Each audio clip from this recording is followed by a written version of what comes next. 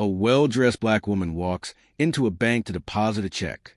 The tellers glance at her, whisper, and then one of them says, "We don't serve your kind here."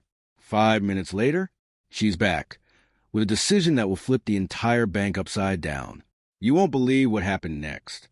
It was a blistering Wednesday afternoon in downtown Atlanta. The kind of day where the heat pressed down like a heavy blanket and the sidewalks shimmered like they were made of glass. Traffic groaned through the city streets.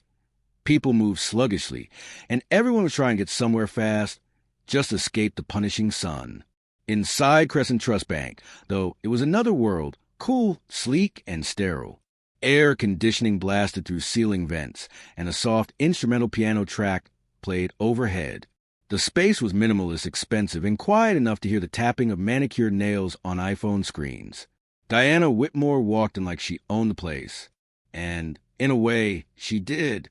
At 43, she wasn't just any customer. She was the CEO of one of the fastest-growing tech consulting firms in the Southeast. Her company had just secured a multi-million-dollar government contract, and today she was depositing the first installment, a six-figure check made out in her name. Her tailored navy blue suit hugged her frame perfectly. Her heels were designer, and the leather folder in her hand was imported from Italy. She didn't just look successful, she radiated it. Her presence was magnetic, poised, elegant, and no nonsense. Her hair was pulled back in a low bun, her pearl earrings subtle but firm in their statement. As she approached the teller window, Diana offered a polite smile. "Good afternoon," she said, sliding her folder onto the counter. "I'd like to make a deposit." The young teller, no older than 22, barely looked up from her screen. She was chewing gum, her long acrylic nails clicking against the keyboard as she half acknowledged Diana's presence. Then, without even a glance at the check or the folder, she looked up, scanned Diana from head to toe, and narrowed her eyes slightly. "This line is for Crescent Premium members only," the teller said flatly. "You'll need to use the ATM."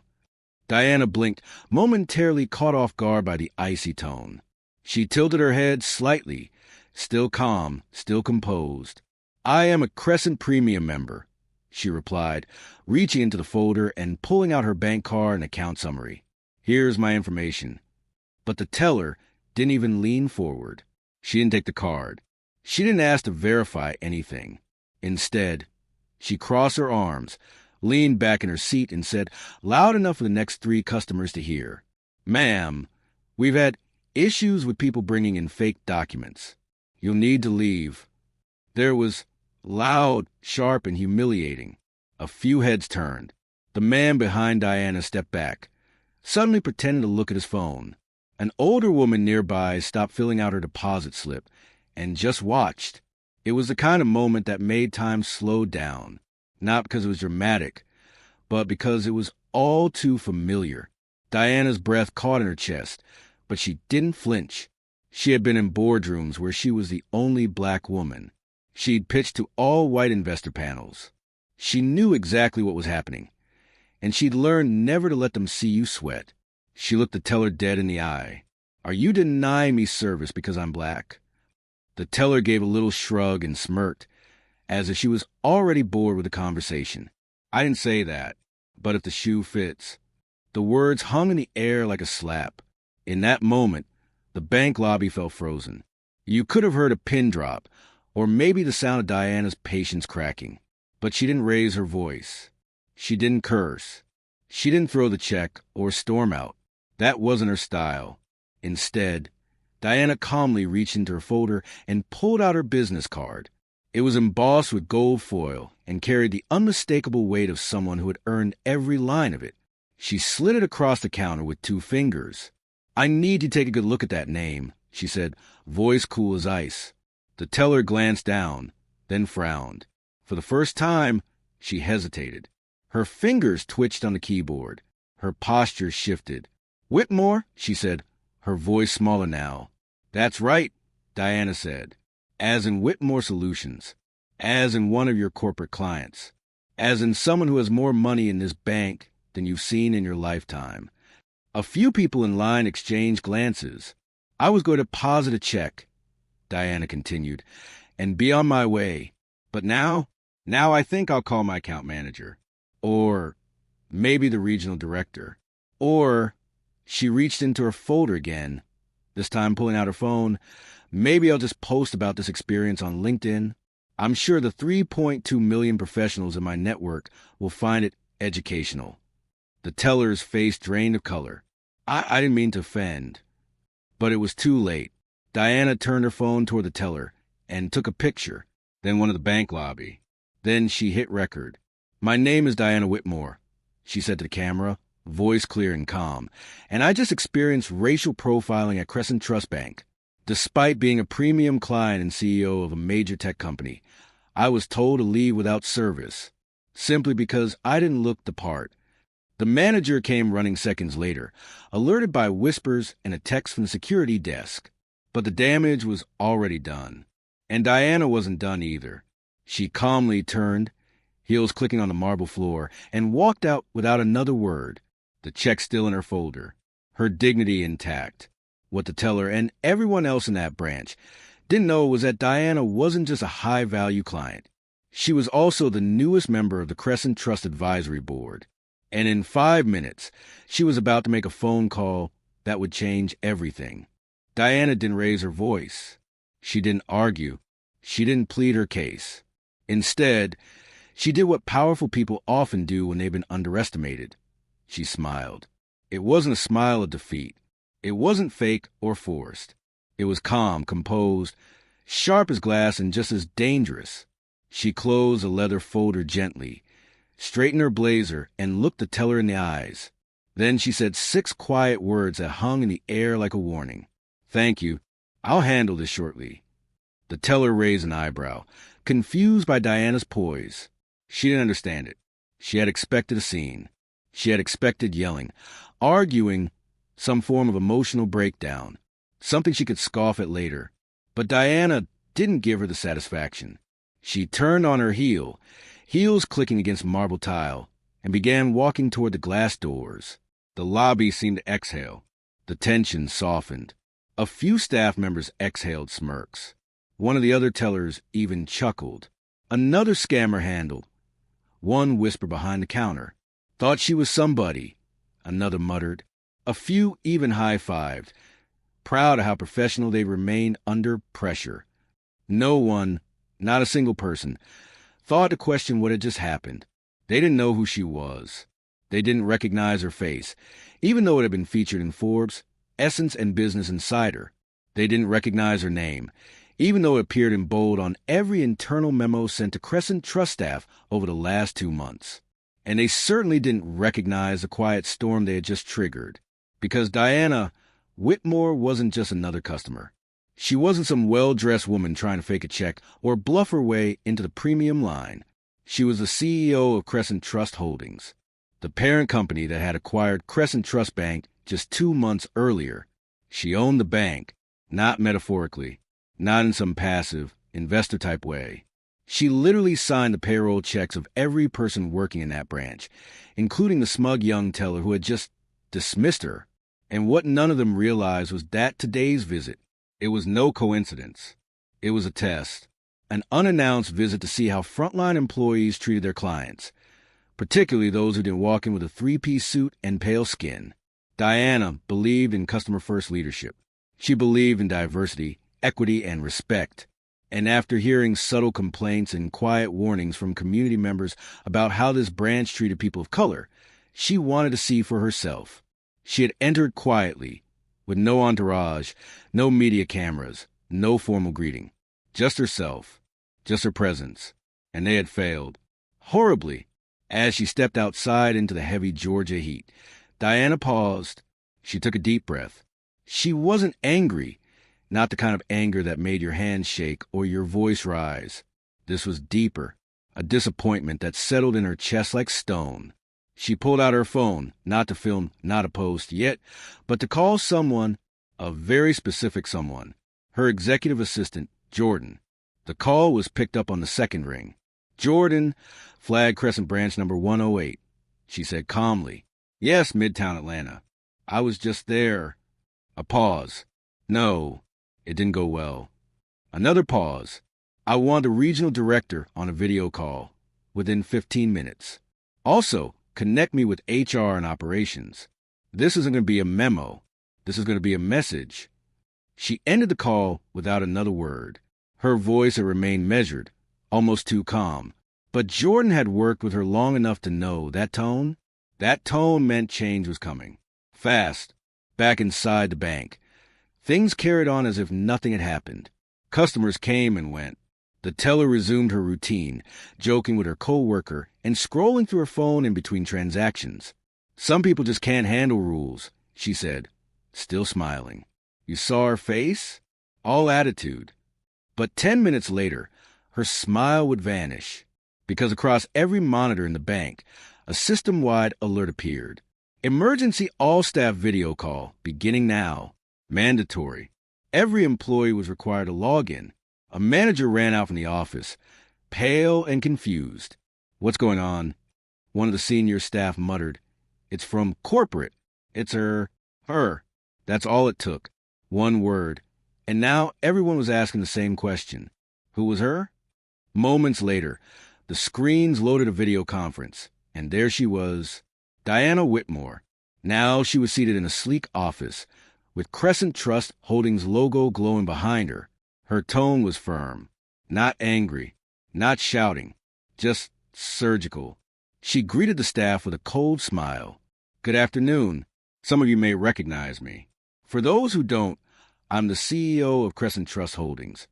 You could hear a pin drop.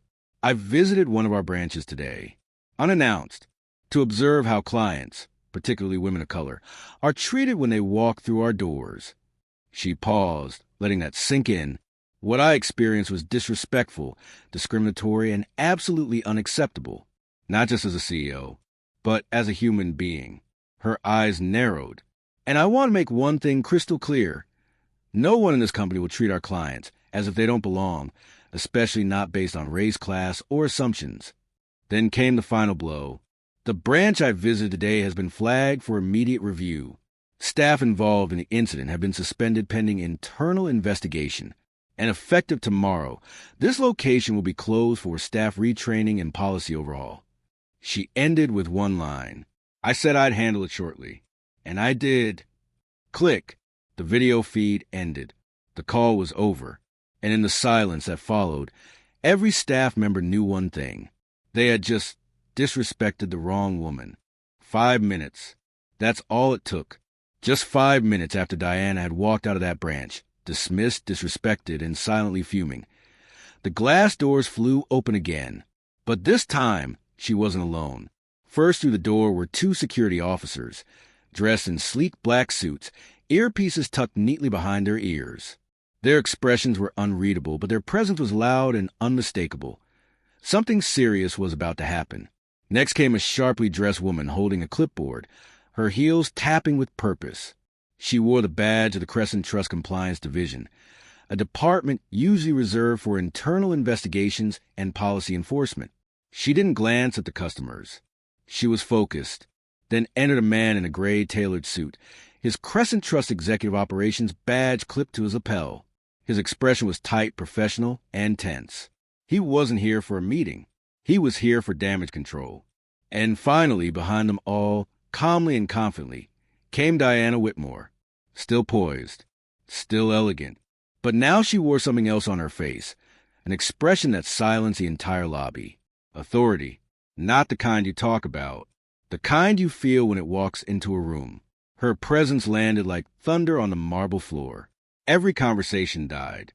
A customer halfway through a transaction froze mid-sentence. The receptionist blinked in confusion. Even the security guard by the entrance straightened up instinctively, unsure of what to do next.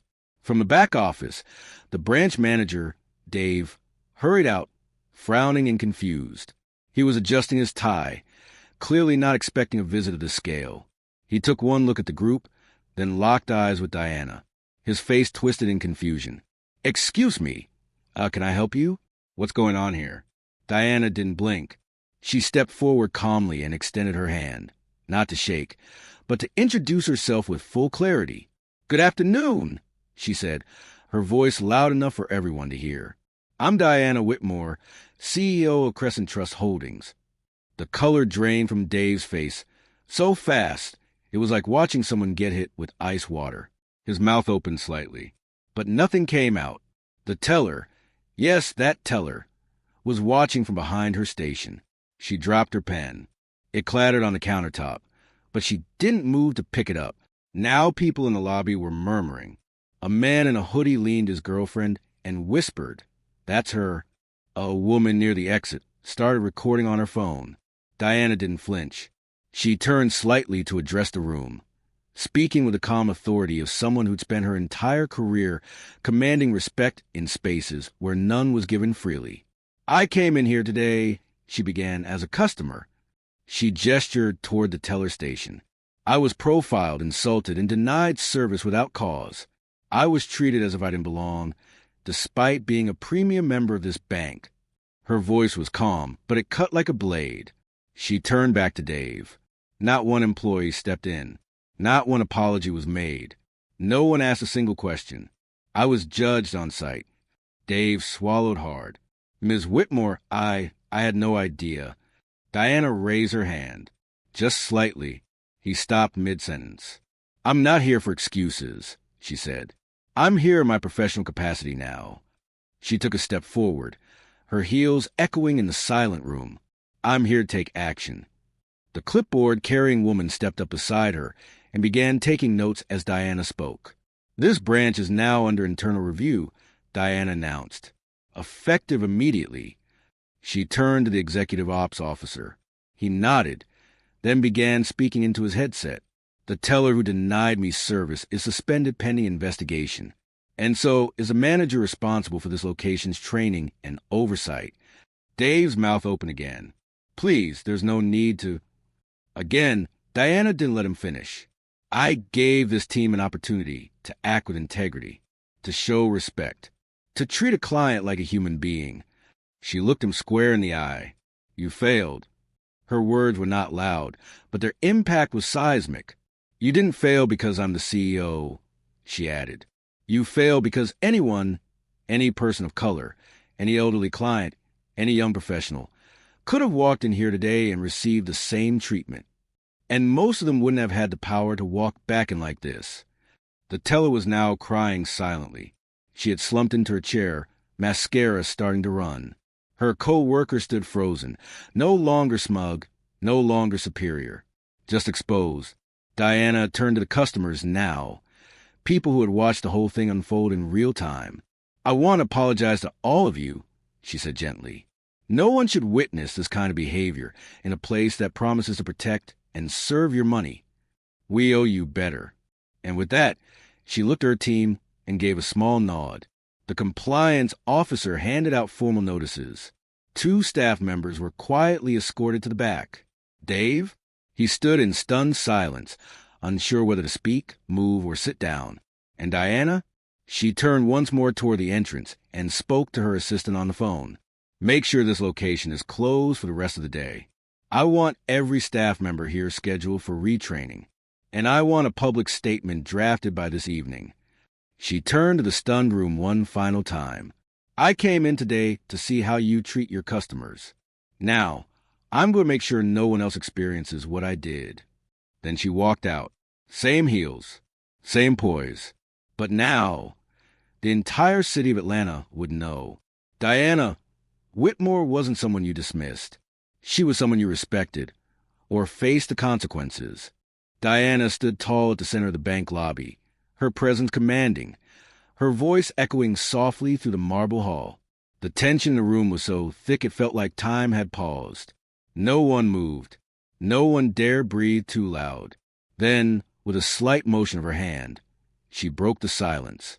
"Melissa," she said, voice steady, "please begin." The woman with the clipboard, Melissa Adams, Crescent Trust head of compliance, stepped forward with calm precision. Her tone was professional, but firm, every word deliberate. She unfolded the document in her hand and began reading from it like a judge handing down sentences. "Effective immediately," she began, her voice clear and emotionless. "Branch manager David Kent, terminated for negligence and leadership failure." A loud gasp echoed from behind the counter. Dave, the manager, stumbled backward a step, blinking like he'd just been struck. His lips parted, his face pale and stunned. "What? No, wait, Miss Whitmore, please. I didn't even know it was you." Diana didn't so much as glance at him. Melissa continued. "Teller Ashley Brown, terminated for customer profiling and discrimination." Ashley, the young teller who had dismissed Diana like she was nothing, covered her mouth. She looked like she might faint. No, I didn't mean it like that. I didn't know," she stammered, panic rising in her voice. "Please, I need this job. I didn't think." Her words were met with silence. Assistant Manager Trevor Sims, terminated for non-intervention in a hostile interaction. Trevor, who had been standing near the doorway pretending not to hear the initial incident, now looked as if he wanted to disappear into the floor. He ran a hand through his thinning hair, shaking his head in disbelief. "I didn't even see what was happening." Diana raised her hand gently, and again silence fell. Melissa closed her file. Remaining staff placed on administrative leave, pending internal investigation and mandatory retraining. The branch will remain closed until further notice. A heavy silence dropped over the room like a curtain. Gasps, tears, some whispered prayers. The air was filled with disbelief and fear.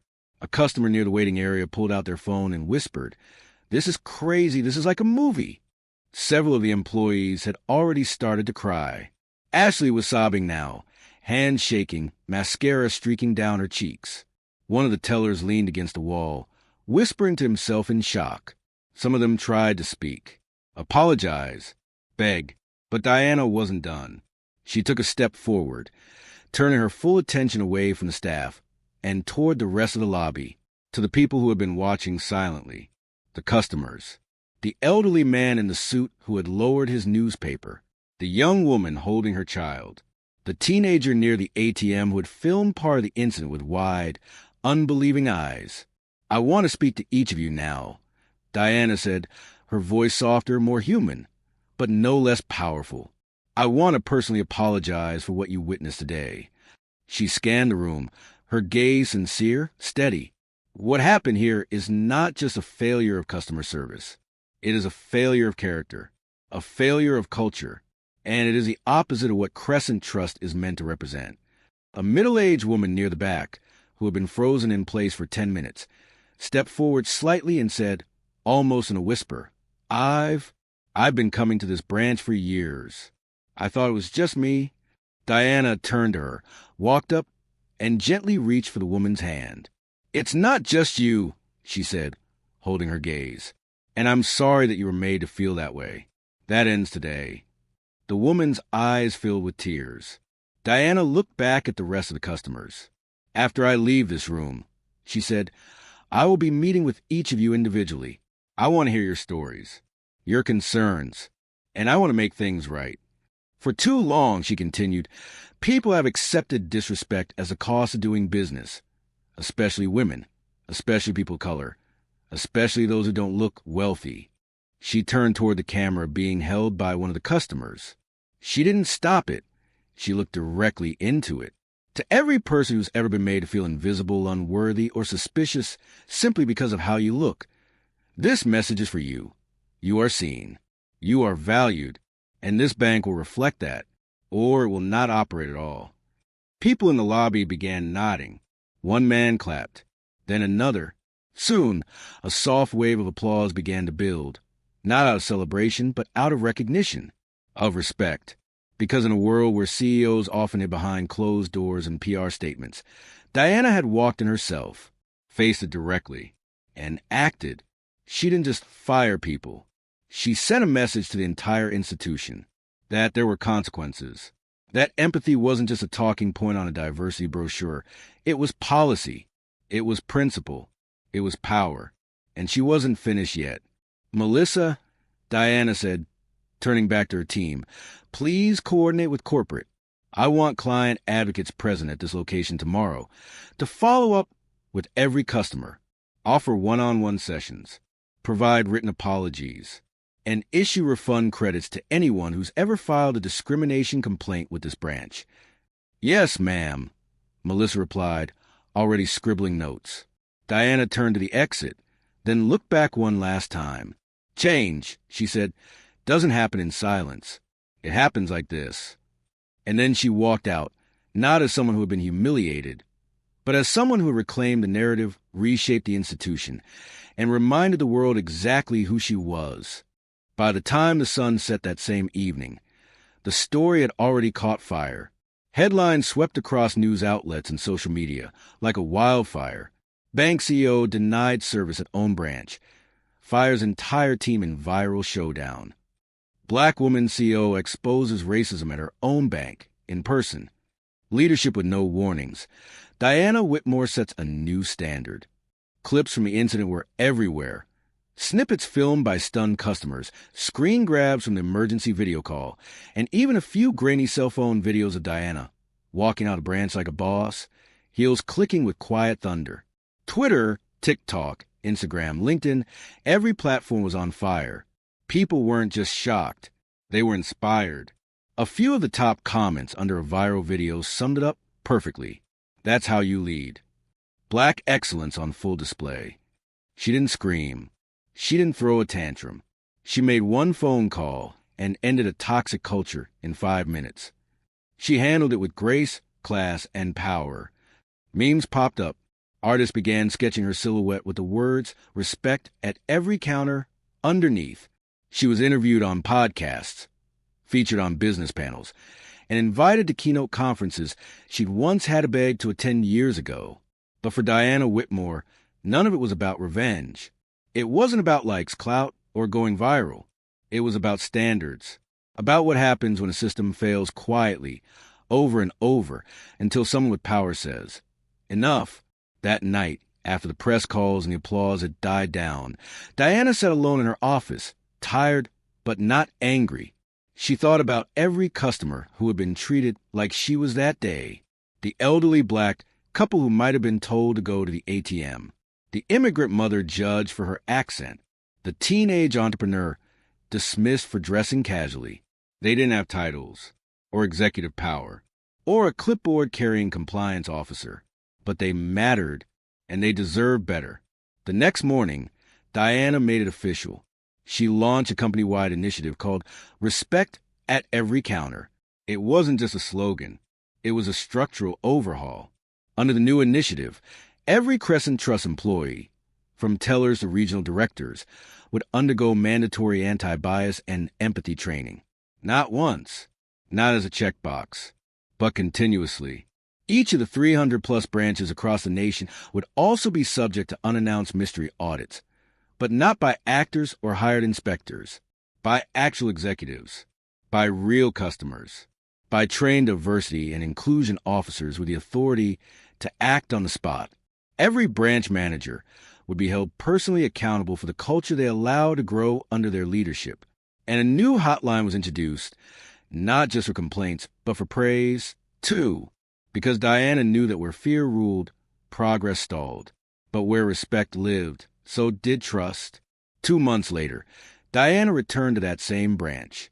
But this time, she wasn't alone, and she wasn't undercover. She brought a small camera crew, not for drama, but to show the world what transformation could look like, what healing could feel like, what real accountability could achieve. As the doors opened, the energy inside the branch was completely different. It felt warm. The air was filled with light chatter and soft music. Customers stood in line patiently, smiling. A toddler clung to her father's leg, while a teller bent down to offer her a sticker. There was laughter, there was peace, and there was something else: diversity. The new team was a blend of cultures, backgrounds, and ages. A young black woman behind the counter greeted Diana with a wide, proud smile. "Welcome to Crescent Trust," she said. "It's an honor to have you." Another employee, a man in a wheelchair, offered her a bottle of water. And the manager, a soft-spoken Latina woman who had once experienced discrimination herself before rising through the ranks, now promoted to lead the very branch where it had happened. The transformation was stunning. Diana walked slowly through the lobby, nodding, smiling, speaking with customers. One woman came up with tears in her eyes. "You changed everything," she said softly. It's safe here now. Diana placed a hand over hers and replied, "We changed it together." Outside, the cameras rolled. Not for fame, not for PR, but to share a message that was echoing through boardrooms and banks across the country. Respect isn't optional. It's required. But somewhere else, far from that branch, far from the new smiles and second chances, someone else was watching. Ashley Brown, the former teller. She sat alone in her small apartment, scrolling through her phone, watching the footage like everyone else. She watched Diana walk through the branch with dignity. She watched the staff offer genuine smiles. She watched customers thanking her for speaking up. And Ashley? She sat in silence. No makeup, no badge, no job, just regret. Because as she saw the joyful transformation she could have been a part of, all she could think was, what if she'd paused to actually listen? What if she'd asked a single respectful question? What if she had looked past her bias for just 30 seconds? She replayed her own smirk in her mind. Her snarky, if the shoe fits. Her dismissal of someone who, unknown to her, held her future in her hands. And now, that future was gone. She watched Diana speak to the camera one final time in the clip. Respect doesn't require a title. It only requires choice and the courage to treat people right, even when you think no one's watching. Ashley closed her phone slowly. She wasn't bitter. She was just changed,